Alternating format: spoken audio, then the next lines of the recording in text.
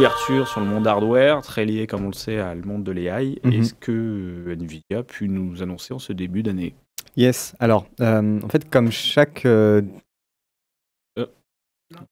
Vimar, je me fais en plus appeler Vimar. On commence comme ça le début d'année, Antoine, c'est ça? Et tu oses couper tout le monde. Et voilà, on va régler le micro. C'est bon? On devient rouillé, c'est ça ce que tu es en train de nous dire. Après les vacances de Noël. Mais c'est des nouveaux micros aussi, c'est plus dur. C'est le problème, quand il y a trop de Kevin, tu sais plus comment les appeler, tu te prends pour les joueurs de foot, quoi. Vas-y, Kevin. Du coup, en fait, à chaque début d'année, il y a un gros événement à Las Vegas qui s'appelle le CES, le Consumer Electronics Show. Et là-bas, en fait, il y a tous les acteurs, pas forcément de la tech, mais de l'électronique, qui vont s'y présenter leurs nouveaux produits, leur roadmap pour l'année. Ça va de l'aspirateur à Nvidia. Donc c'est très large. C'est large, c'est ultra large. Il y a des constructeurs automobiles, il y a un peu de tout. Les balances connectées. Il y a la totale. Oui, c'est tout ce qui est nouveauté électronique. Exactement. C'est vraiment le showroom de l'innovation. C'est le rendez-vous de l'année en fait pour tout le monde. Moi, je retiens surtout du CES le nouveau robot aspirateur qui a un bras mécanique pour ramasser tes chaussettes. On l'a tous vu. Je me suis dit, c'est trop bien. Et on s'est tous posé la question de est-ce que ça sert vraiment ça? Bon, on passe, mais je l'ai vu celui-là très sympa. Donc voilà, donc en parallèle de cet aspirateur, il y avait l'événement de Nvidia, donc qui a tenu une conférence de 1h30 que j'invite tout le monde à regarder parce qu'elle est vraiment passionnante, mais après je pense que je suis un peu détraqué. Et du coup, à l'intérieur, ils ont quand même annoncé pas mal de choses. Déjà, ils ont assis leur position en tant que leader, en fait, comme acteur de l'intelligence artificielle. Parce que quand tu as le PDG qui arrive et que c'est plus mouvementé, on va dire, où tu as plus d'ambiance qu'une conférence Apple ou Microsoft ou Google, c'est quand même incroyable. D'ambiance à la conférence Nvidia qu'à la keynote d'Apple. Sachant que les dernières keynotes d'Apple, elles sont enregistrées à l'avance. Pas dingue. Et elles sont enregistrées à l'avance, en fait, donc t'as pas d'ambiance. Donc il arrive comme une rockstar et tout. Et donc ce qui était intéressant, en fait, dans cet événement, c'est que déjà, il a annoncé une roadmap sur l'IA, la vision de Nvidia par rapport à l'industrie de l'IA. Et donc ce qui est intéressant, c'est qu'il part en fait du point de départ où pour la première fois, des chercheurs ont vu que des produits Nvidia pouvaient être utilisés pour développer l'intelligence artificielle. C'est ce qui a donné naissance au machine learning. Et du coup, il dit, voilà, avec l'IA, on a déjà commencé par avoir ce qu'on appelle de la perception IA, c'est-à-dire du speech to text, quand tu parles et que ça se transcrit avec du texte, que ça reconnaît des images, ça analyse.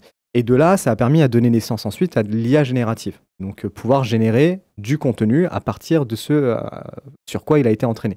Donc des images, du texte, de la vidéo, des molécules, tout un tas de choses. Et là, ce qu'il voit pour la suite, et on l'avait déjà pas mal annoncé l'année dernière, c'est qu'il y a l'ère agentique qui arrive dans l'intelligence artificielle. Si l'IA générative, ça s'est un peu démocratisé, on va dire, l'année dernière. Là, l'année 2025, je pense que ça va être un gros tournant au niveau des agents. Vivement le sujet agentique. C'est ça. On regarde pour la fin, j'en parle pas trop. Bien.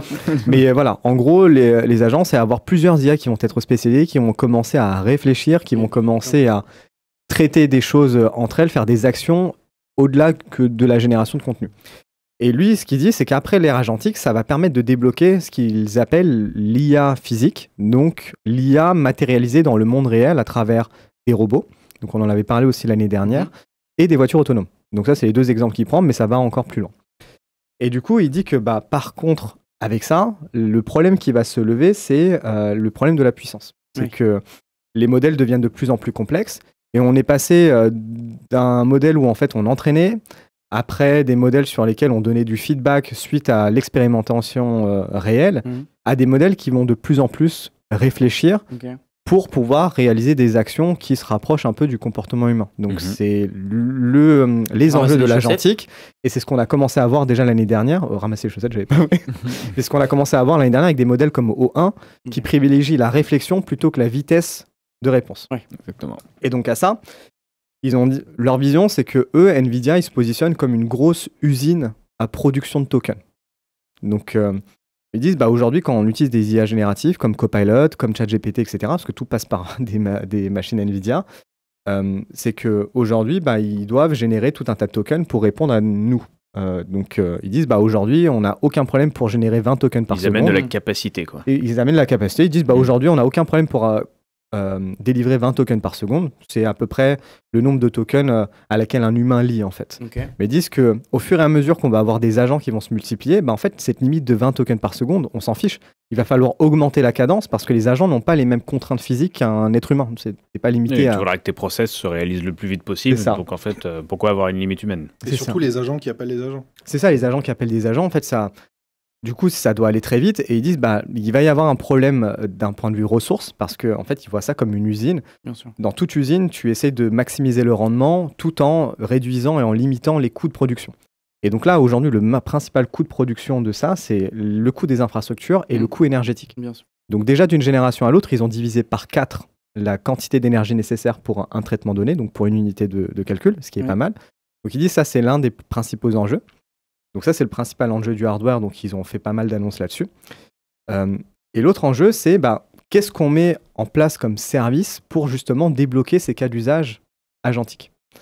Et donc, ils se positionnent un peu comme un Microsoft, mais ce qui est intéressant, c'est que c'est une alternative, mais c'est une alternative qui est open source, mais qui est aussi présent côté Azure. Donc des clients qui sont côté Azure peuvent aussi bien utiliser des modèles agentiques et la vision agentique proposée par Microsoft, aussi bien utiliser celle de NVIDIA ou faire un mélange des deux. C'est ce qui est intéressant. Hein. Tout l'exercice qu'ils ont, c'est qu'ils ont été masqués au début, même si Microsoft les avait mis bien en avant. C'était un peu le fournisseur de hardware. Le hardware, c'est ça. Mais petit à petit, le virage AI, c'est Microsoft qui le menait. Et ce que je trouve intéressant, avant de te laisser continuer, dans ce que tu viens de montrer, les fameux graphes de période, d'un point de vue exercice de style dans les keynotes, ils sont hyper importants. Ouais. Parce que quand tu fais ça, en général, tu montres que tu marques un tournant dans l'histoire. Et là, ce qu'ils te disent, c'est globalement, IA générative, on était acteurs, mais c'était pas nous. L'agentique, peut-être non plus. Nous, on est déjà sur l'étape d'après, on vous donne un nom et on vous dit où est-ce qu'on commence à travailler pour la suite. Donc, en gros, ils sont en train de créer l'avenir qui les intéresse, quoi. Et ce qui est ultra intéressant, je trouve, c'est qu'ils se positionnent un peu, d'une certaine manière, et moi, c'est un peu l'impression que ça m'a donné, comme un peu un Apple, où Apple, eux, ils maîtrisent le hardware, ils font le software, le service, tout ce qui va avec, mais eux, ils sont fermés vraiment dans leur écosystème. Ils sont dans leur truc. Là, NVIDIA, en fait, ils font le hardware, du coup, ils maîtrisent, donc ils font le software et les services, mais qui distribuent ensuite pour qu'ils puissent être utilisés. Donc, c'est un espèce d'hybride entre, finalement, Apple et Microsoft, comment ils se positionnent. Et un exemple à ça, c'est les nouveautés en termes d'agents. Donc, ils ont déployé tout un écosystème, en fait, d'IA générative.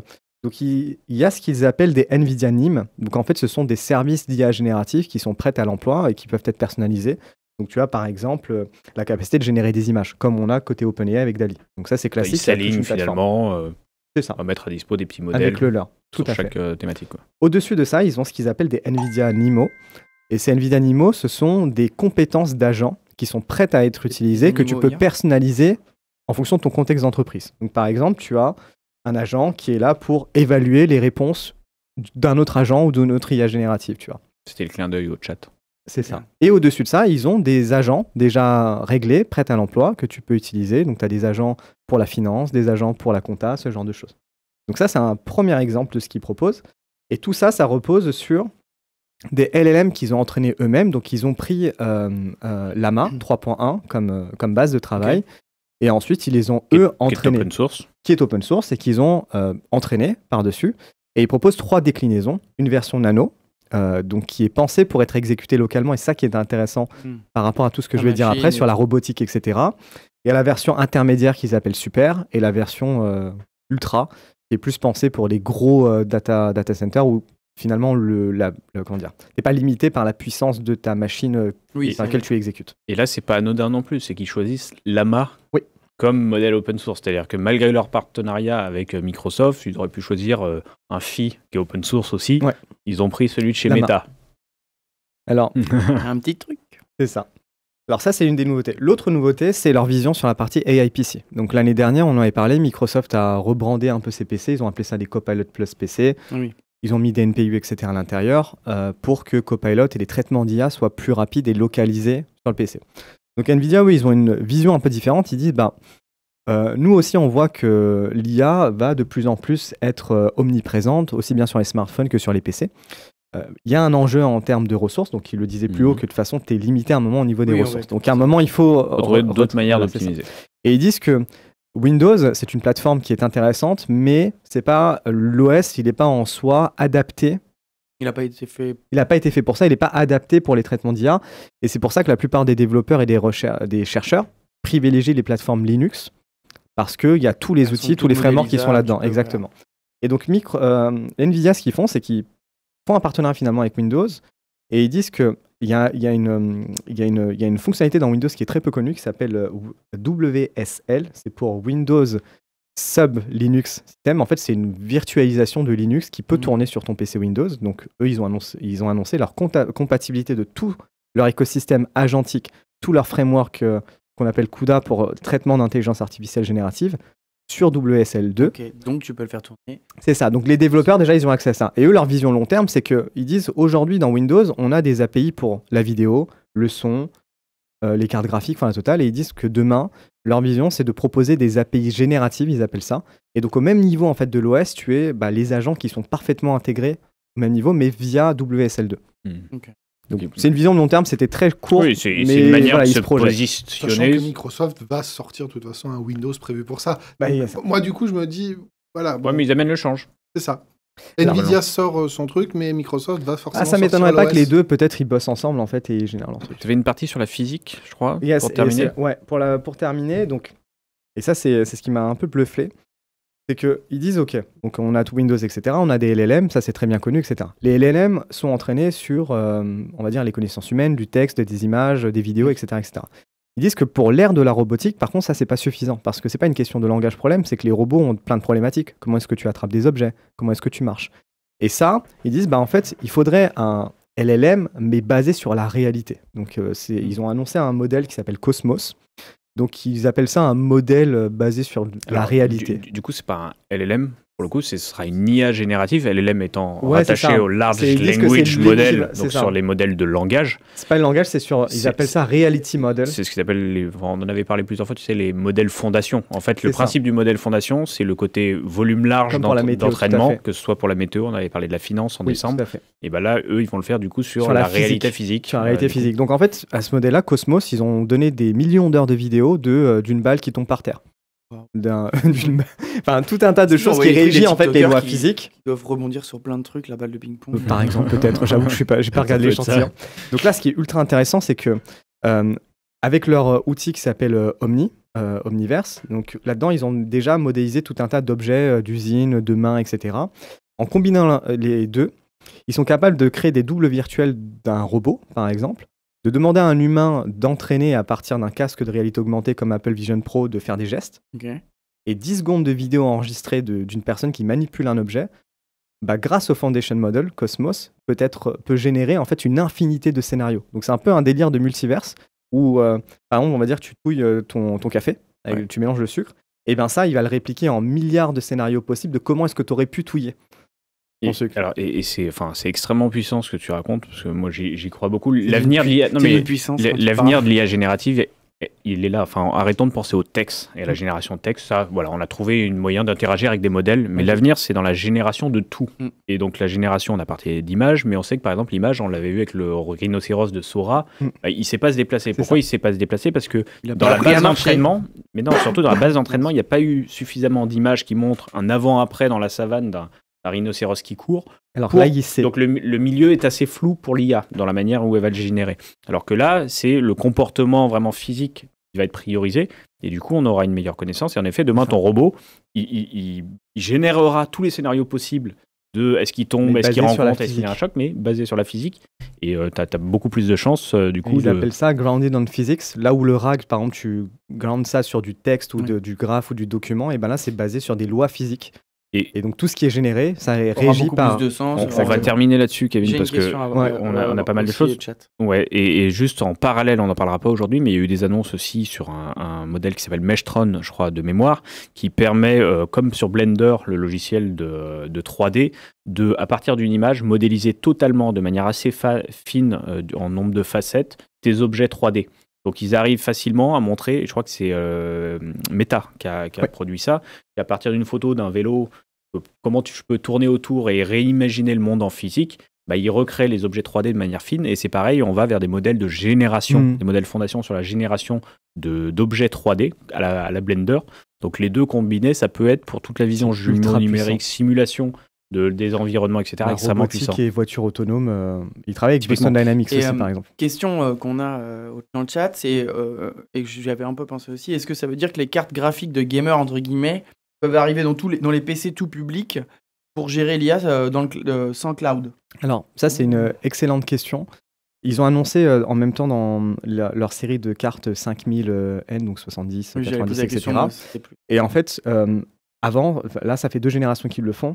Avant, ils donnaient que la puissance de calcul brute pour les calculs graphiques. Maintenant, ils donnent pour les opérations liées à l'IA générative. Donc, ils commencent à... Ils excluent pas la piste.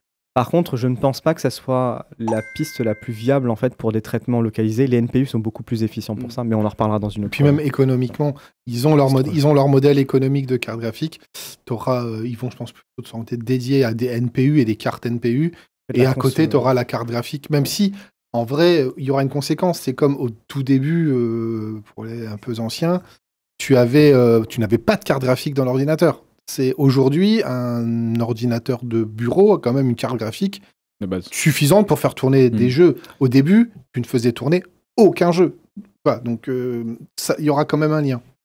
On va passer au second sujet, parce qu'on s'était dit qu'on allait se timer. Romain m'a dit, j'ai rendez-vous après, faut pas qu'on s'étende, et on a déjà explosé. C'était extrêmement intéressant, Kevin, comme d'habitude, mais surtout, on voit que la stratégie d'NVIDIA et comment elle commence à se différencier. Ils vont aller vers d'autres enjeux extrêmement pertinents pour l'industrie, le manufacturing. On avait déjà parlé de leur métaverse. À suivre, à creuser. On va passer du coup au second sujet.